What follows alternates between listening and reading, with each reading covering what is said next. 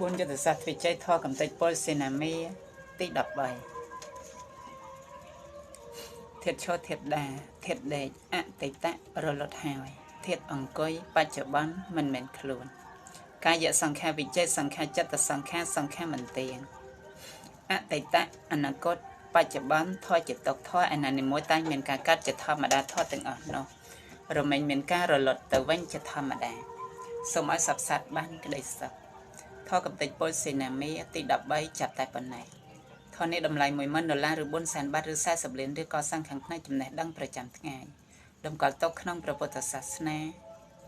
និងពិន័យអាកាត់ក្តីទុក500ជាតិដល់ជនណាដែលផ្ចាញ់ផ្ចាតាមហេតុសំគួរតាមហេតុ1206ដោយព្រះភិក្ខុចន្ទរតៈហៅបណ្រេតជាម្ចាស់ក្បួនអនុមោទនី